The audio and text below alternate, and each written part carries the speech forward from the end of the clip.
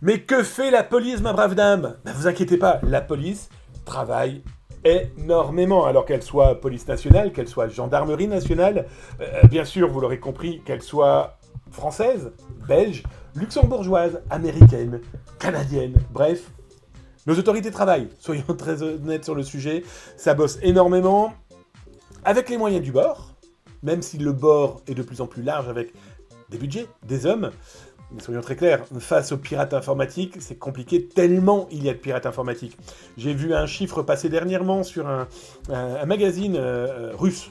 Ah oui, on a de la revue de presse à l'international, et je vous cache pas que celle du côté de la Russie est intéressante à lire parce qu'il y a tellement de mouvements politiques, géopolitiques, de lois dans ce pays qu'il est intéressant de regarder. Je vous rappelle quand même que la Russie était montrée du doigt, et encore montrée du doigt d'ailleurs, comme un vivier de pirates informatiques. On en parlera mardi prochain. Certes, mais ça bouge énormément chez eux aussi. Hein. Bon, toujours est-il que les autorités, eh bien, arrêtent beaucoup de monde. Je vous ai mis le lien là sur Twitch si vous souhaitez en savoir plus dans l'article. Vous retrouverez bien sûr le lien là dans le descriptif si vous suivez sur YouTube. Un petit cœur, un petit follow. Il y a plus de 2000 vidéos dédiées cybersécurité. Rien que pour vous sur YouTube. Servez-vous.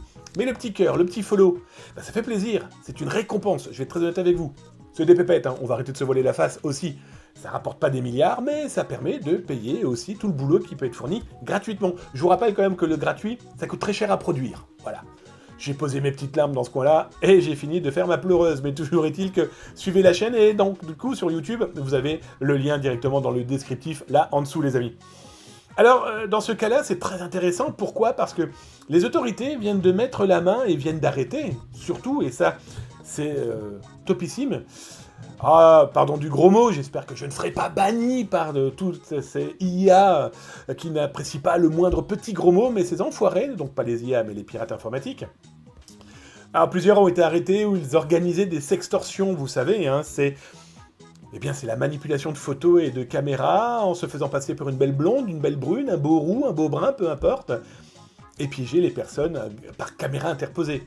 Alors ça vise toutes les tranches de la population, tous les CSP possibles et imaginables, tous les âges. Et donc du coup, c'est réussir à convaincre l'interlocuteur derrière la webcam, homme ou femme. J'ai autant de cas hommes et femmes, j'en ai une quasiment par semaine, hein, de gens qui m'alertent, qui sont en totale panique, hommes ou femmes, qui se foutent à poil. Certains ont même des actes sexuels, pardon du terme, mais à caméra interposée, sauf qu'en face, ce sont ce type de malveillants. Bon, il y en a plusieurs qui ont été arrêtés. Ils avaient mis en place des sextorsions à l'échelle industrielle, à l'international. Complètement fou. Alors, plusieurs ont été arrêtés, si ça vous intéresse, vous lirez dans l'article. Et ce qui est intéressant, c'est que dans ces populations, eh bien, il y a des pirates que Zataz avait infiltrés. Je vous mets le lien d'ailleurs sur Twitch, et vous le retrouverez sur YouTube, bien sûr, dans le descriptif. Souvenez-vous de cet article du 30 septembre 2023, il y a un an, pile poil, quasi, à quelques jours près, à 15 jours près, on va dire.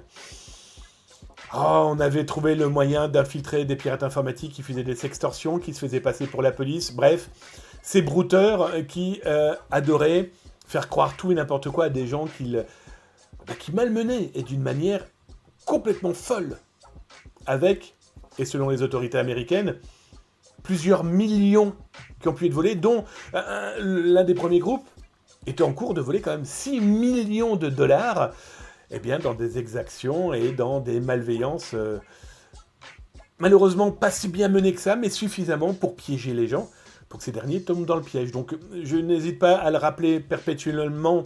Dites-le aux plus petits, dites-le aux autres aussi. On doit tous tomber amoureux un jour, et ça, j'espère que ça sera le plus rapidement possible, pour vous, ou pour les autres, peu importe. Mais par pitié, je donne quelques conseils, mais c'est vraiment des conseils de bancal, des conseils de gland. Je sais pas si je peux vraiment utiliser le bon terme, mais c'est pas bref. Je donne des conseils de comment ne pas vous faire avoir. Mais expliquer qu'il ne faut pas partager des contenus sensibles. Bah oui, tu te fous pas à poil devant ta webcam parce que t'es tombé amoureux d'une personne qui te fait croire monts et merveilles, etc., etc. Ça paraît tellement simple à dire, mais ça a l'air d'être tellement compliqué à faire, tellement de gens se font avoir. Et le problème, c'est qu'ensuite, psychologiquement parlant, j'ai vu moi des gens complètement détruits par ce genre de type. Bon, voilà, aujourd'hui, ils vont se faire plein de nouveaux amis en prison.